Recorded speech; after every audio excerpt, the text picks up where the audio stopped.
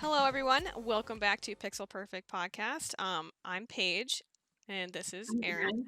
We have a very special episode for you guys today. If you hadn't noticed, when we do our video game episodes, we tend to like to talk about more smaller developed things or indie developed games, Kickstarted games, that kind of thing. So today we thought we would talk to someone who lives and works in that world. Yeah, so today we're talking to Branson Lohman. He is the founder and lead designer of Mystery Egg Games. They released it's like a arcade 2D shooter called Gun Gun Gun in 2017, and right now they're working on Hero.exe, which doesn't have a release date yet, right? Tentatively next year. Okay, so yeah. So we're just gonna kind of go over Mystery Egg Games and how it got started, and then we'll go over Hero.exe. It's gonna be a fun time. Yep, That's sounds what we're great. doing today. So, can you tell us kind of about Mystery Egg Games and how it got started? Sure. So, Mystery Egg Games was a studio that kind of resulted from university. So, I had a small group of friends who wanted to make games, and we were working, and then there was another group of friends who were making games as well, and we kind of combined. And That's kind of how Mystery Egg Games came to be. That group of friends was already working on Gun Gun Gun, so we kind of jumped on and helped them release that, and now we're working on Hero.exe. Awesome. How big is your team? If we don't include like voice actors, right now, let's see, we just brought on our casting director. Um, so I think at this point we're at like 8 people. Oh, very nice. Um, yeah. You're kind of global too, right? Yeah, we are. Are It's a you bit of a really? nightmare. Oh my gosh. Um, so our we have so I'm in West Coast US, and then or more central West Coast Arizona counts somewhere. Um then we have a producer in Boston. Then we have our lead artist, or sorry, our art director in the UK. Then we have our lead artist in the Philippines. Then we have our lead programmer in Turkey. No, that's not right. Ukraine. Our lead programmers in Ukraine. Our associate artist is in Turkey, and then we just brought on a sound designer in Canada. Damn. Wow. So we go around the world. That's kind of awesome. That's really cool. Yep, And you it makes mentioned, meetings a nightmare. oh, I can imagine. No one's on at the same time. I was gonna Yep. say, you mentioned the casting director, and I was looking through your Twitter earlier, and I saw you signed like a notable voice actor for your casting director. That's really, really cool. Yeah. Inaris is the voice of Echidna in ReZero, which I have been loving, and she also did Nessa in Pokemon and has done a lot of other stuff. She plays one of the characters in our game who I'm really excited for people to get to know, but is not currently in the demo yet. So Gotcha. I'm really excited for that as well. But yep, she wanted to do some casting, so she's doing the casting for our game Very and nice. doing a great job. Yeah. Yeah, I like the voice acting. I was Yeah. actually surprised to hear it at first because I feel like you often associate voice acting with like bigger games, so I was really impressed. I was like, oh, there's actually voice acting and good voice acting in the game. So Yeah. I thought that was a really cool component. So, so I'm wondering kind of about being indie in general and kind of the pros and cons of being like an indie.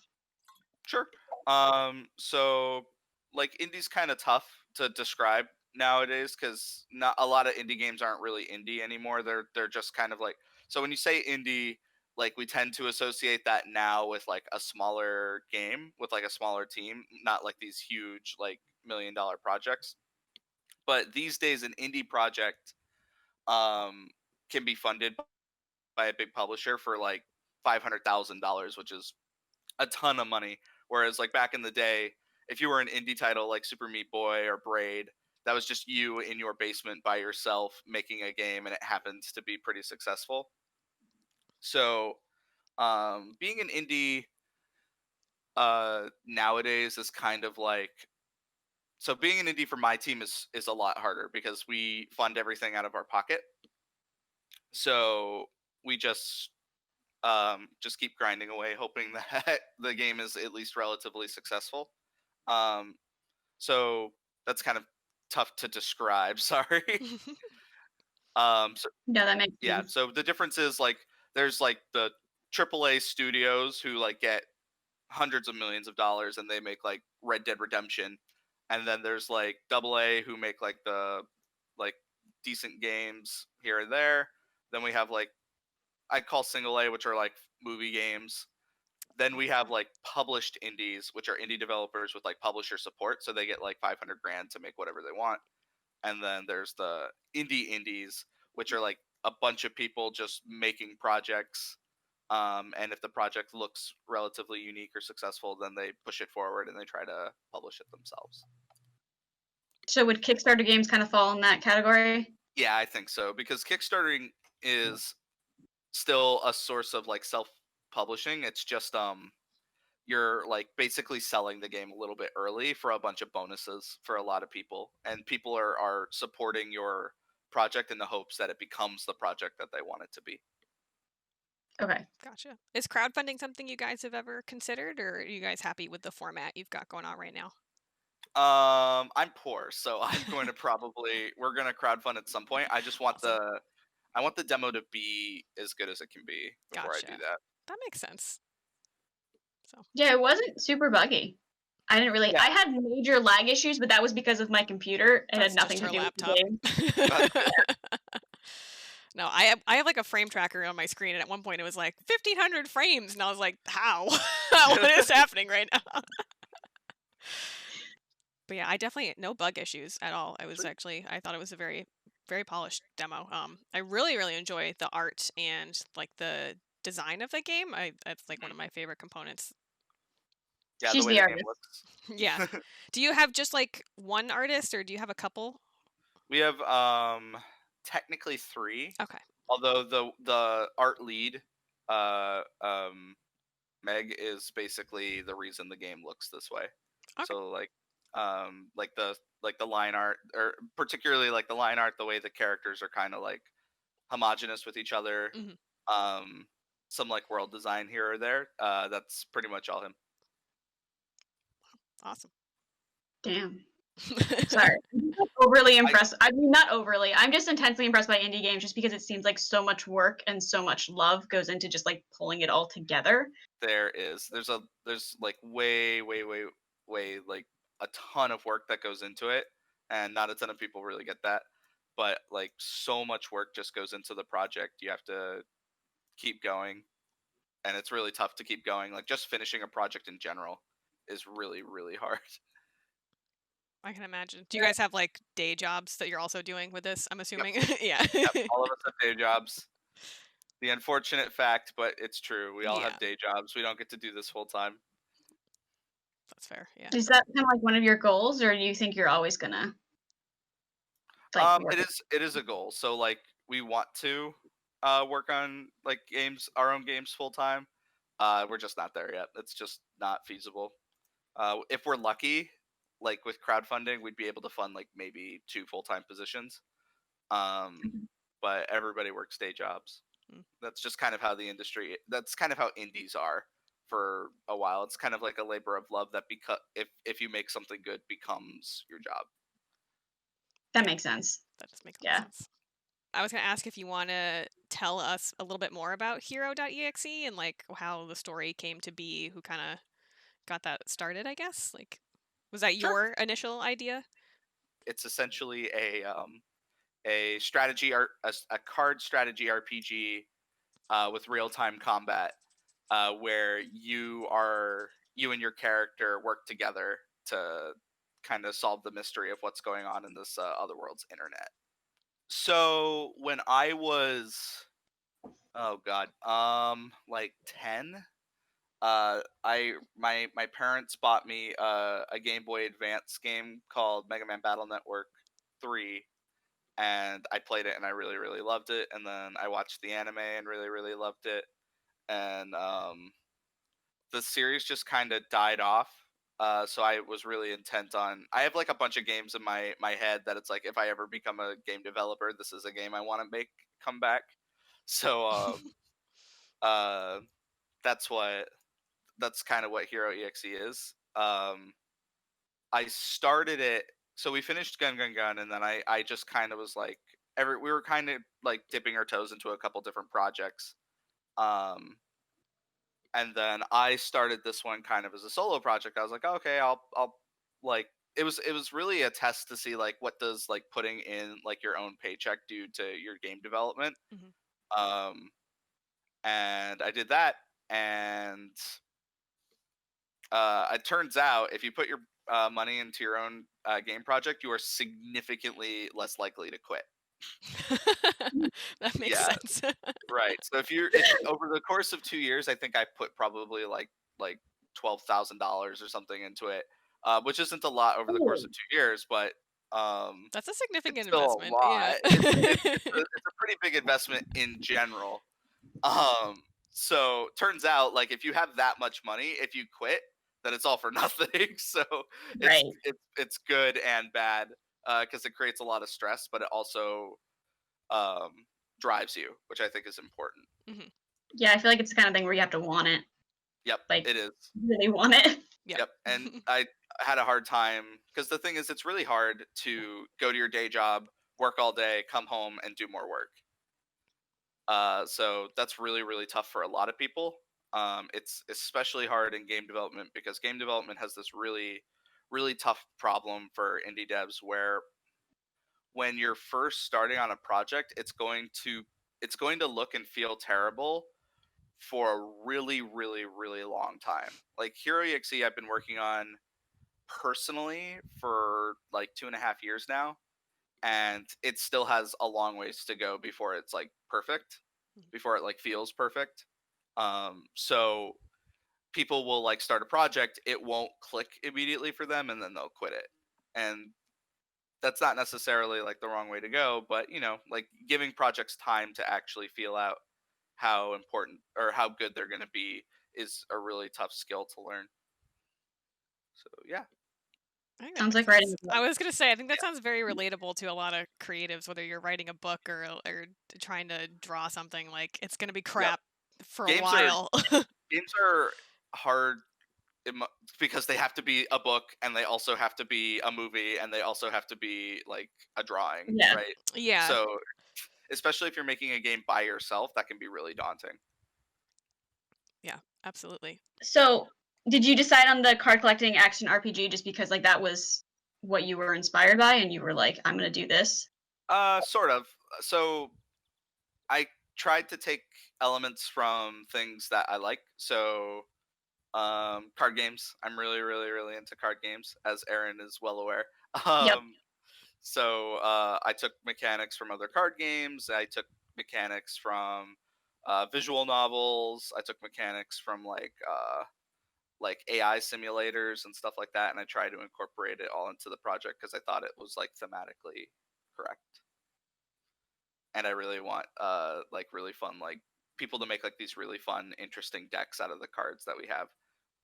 Yeah, you have a lot of variety Yep, we're with. trying to add more cards every update. Oh, So that's it's super cool. That's it's pretty rough, cool. but it's we're hoping to have like a Magic the Gathering set of cards by the end of it, so like 230 cards. Oh my god. I mean, that's like good content to release periodically, though. That kind of Yeah. gets people back in the game if they fall out, is like re-engages them. Yep, new That's a really cards. smart idea. Yeah. We were thinking about whether or not we wanted those to be like DLC packs, but the thing is, we worked really really hard developing the infrastructure of Hero. So what's nice about Hero is you don't need like a programmer to go in and make the cards for you. Like if you teach somebody how to use the tool, you can make a card pretty easily. So we wanted it so that people can make cards. So making cards is just too easy to kind of do that. So we're thinking that even after the game releases, we'll probably still just put out like a set of 5 cards every other week or something so that people can keep making these fun little decks. Wow. That's really awesome. Yeah, it's interesting because so Branson and I know each other from We've known each other for 5 years. Yep, right about. So, and we both played Vanguard, and I know Vanguard, and I play Vanguard, and I had to have Cody play this game for me. Yep. Apparently, when you put cards like electronically, like virtually, I don't know how to do it. I had to make my husband play the game for me because, of course, he's extremely, extremely good at it. So I just sat and I watched and I enjoyed. That's good. That was what I did. As soon as I figured out that you could have like a range tactic and not do any of like the close-up moves, I was like, oh, that's my jam. I'm just doing nothing but firing things at people and staying in the back row of the grid. Yeah, one of the things I've noticed is like, so a couple people, so everybody I've had playtests, like all my friends who I've had playtests, right, will like say, oh, this is like this strategy is too strong or this strategy is too strong, and then I'll like watch, or like everybody always says the line, why would anybody do something other than blank, right? And then I'll watch someone else and they'll do something completely utterly different, and it's like, why would and they say the exact same thing, why would anybody do something other than blank?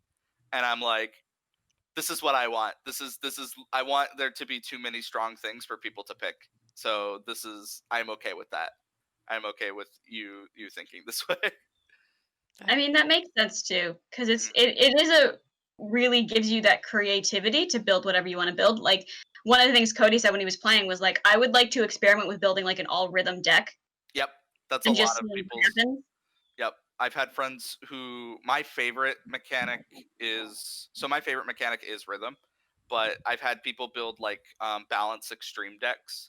So you have like, so for those who don't know, like my game has like keyword mechanics in it, like other card games. So balance says if your health is within a certain threshold, it gets an extra ability. And then extreme actually are really powerful spells, but they cost health in addition.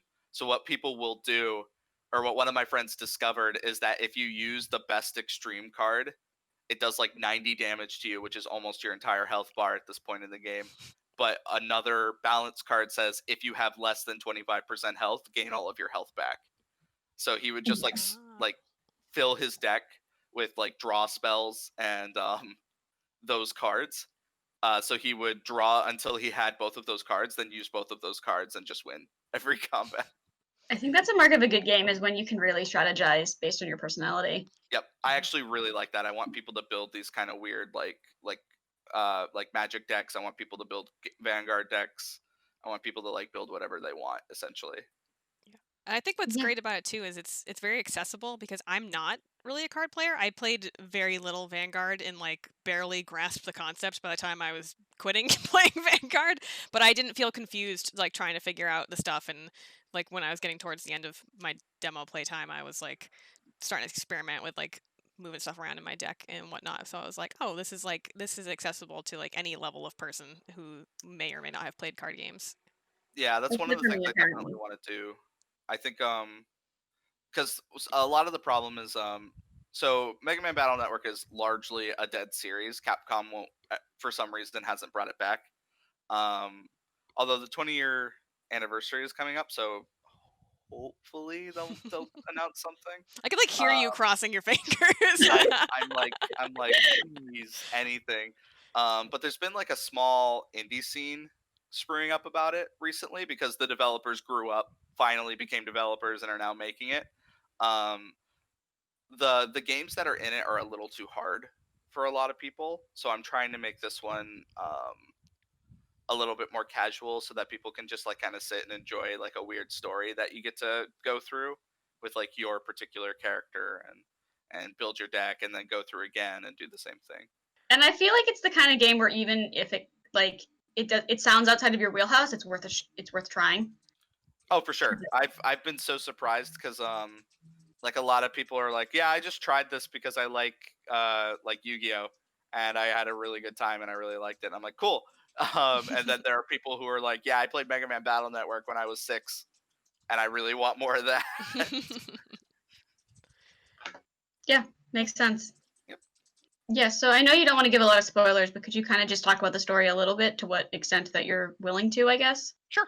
I don't want to spoil it too much, but what I can talk about is essentially what I wanted to do with the story is I wanted it to be like you're connecting your computer to another world's like representation of their internet. So I wanted it to be like I wanted you to be you, and I wanted your character to be separate from you. So like talking with your character as a mechanic, and making sure your character is happy, but also making sure you're making decisions that you want is a mechanic. So I really wanted to focus on that. But in terms of story, it's a little difficult because we plan on having 4 characters, and each of them have their own story campaigns. So the story doesn't change radically, but essentially, I want each of them to have like their own place in the story, but they're also the main character of their story. So they still go through the same stuff as if you were like playing anybody else, but they have different personalities. So if you make certain decisions with Valentine as opposed to making a different decision with Chip, Chip may like a decision that Valentine doesn't. So those kind of mechanics I think are really fun. It's kind of like I equated it to like the Pokemon mechanic where you have to pet your Pokemon and like feed them and stuff. In this case, it's like decision making. So your Ava will respond positively or negatively depending upon what you do. So I think that's a cool mechanic. In terms of like the actual story, there's literally not a ton I can talk about other than what happens in Right. the demo. Okay. So that's a really interesting thing to think about, and that's good for replayability too. Yep, Because making it gives you different a reason to decisions. kind of go through the game again. Yeah. Will the other characters be available in the demo at some point, or not until the full release? I don't want to guarantee anything. I'm really really trying. We've recently talked about adding melody to the demo, Hmm. because there's some. I really want to add melody to the demo, because melody has some really cool mechanics. I don't know if it will happen, but we are currently working on doing that. So I can at least say that. But I can't guarantee she'll be in the demo. I really really hope she is, though. I like her a lot. That makes sense. Were there character specific cards? I feel like there was, and I'm trying to remember. Yeah, it's because There's not. Every character can use every card, but we are Okay. working on a system for like legendary cards that should be in next update. oh, fun. Okay. So I was just gonna ask, we were interested in like the best way to support indie developers and what we can kind of do. Sure. So in terms of supporting indie developers who are currently making stuff, that's kind of on the developer themselves. They need to like give you a way to support them, and if you're really um, like if a developer has like a Patreon, or if a developer has like a upcoming Kickstarter. If a developer is currently working on something, follow their Twitter. Like whatever posts they make or whatever. In terms of developers who have already released stuff, buying their game is the best thing you can do. So if you can just like there are indie developers who are making some really cool stuff. I would say if you want to support indie development in general, just buying the game is the best thing you could possibly do. Okay. I mean, that makes sense. Yep. It does. Yes. If you can't for some reason buy their game, like retweeting their stuff or sharing their stuff with other people who would potentially buy their game is also very very helpful. It's the next best thing.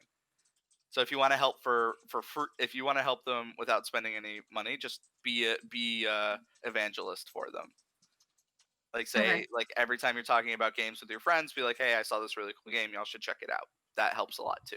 Word of mouth is probably one of the biggest like marketing factors for indie devs. Do you have any indie games that you particularly are supportive of or that you particularly enjoy?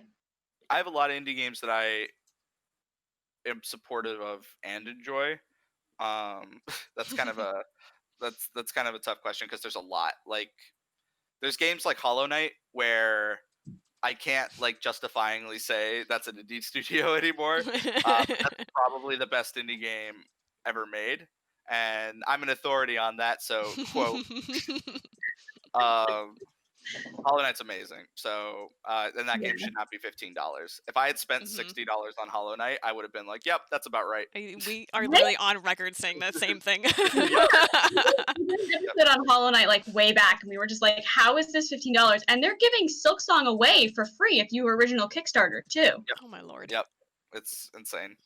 But thankfully, they can really afford to do that. One, like, do you know offhand like how much money like Hollow Knight got in Kickstarter money? I don't remember. I think we I did. knew at one point. I can look it up really quick, but I'm fairly certain it was like nothing. It was like 30 grand or something like that. It was an incredibly small amount, and it ended up being like one of the best indie game ever made. Yeah, they had like 2,000 backers, and they got like roughly $35,000, or sorry, their goal was $35,000. They got like 50. Wow. So it wasn't like, like Star Citizen, who got like $3 million in funding, and we got nothing.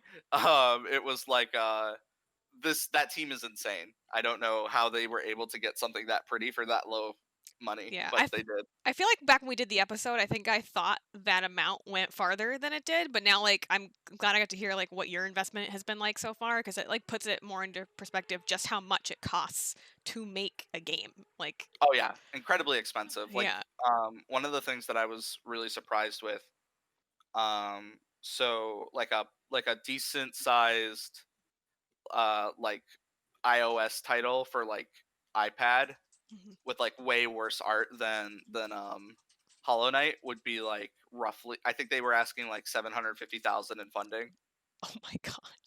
Right. So it kind of runs the spectrum, right? Because the Hollow Knight team can make something way better for way cheap. But they were also working day jobs before they got publishing funding from I forget what their publisher was, but they thankfully don't have to do that anymore. Their game, I think they're one of the highest selling indie games ever, and that's great because that game is great. Yeah. It's really impressive to say that like your game, like your indie game, is as good as the game that it's based on, or better. Like Hollow Knight's amazing. Hollow Knight's, and quote, the best indie game ever made. Yeah, I would agree. I suck at it, but I would agree. It's a difficult game. It's a difficult game. It is a difficult game. Well, I'm definitely looking forward to seeing more out of your game. I'm gonna definitely keep my eye on Twitter and hopefully finish the demo. I got to like the end part of it with like, I guess, the boss, and I immediately got my ass kicked, and I was like, oh, I'm gonna have to come back to this. Yeah, that boss needs a little bit of work too. But hopefully we'll get that polished up as well. That boss is very, very hard right now. Yeah, I saw the health pool and I was like, damn. Yeah, that's a lot of health. Yeah, it took Cody, I think, 3 tries. Oh, that's not bad. No. I'm telling you, he's made to play these games, which is why I was like, go forth. Oh my gosh. Well, that's all we've got. Thank you so much for doing this. We really appreciate you coming on to talk with us. It's been awesome. Yeah, it's great. This was really good. Yeah. So if you haven't yet, go follow them on Twitter at Hero.exe game, or go add it to your Steam wish list, and we'll catch you guys. Both. Or do both. Do both things, and we'll catch you guys in the next episode. All right. Bye. Bye.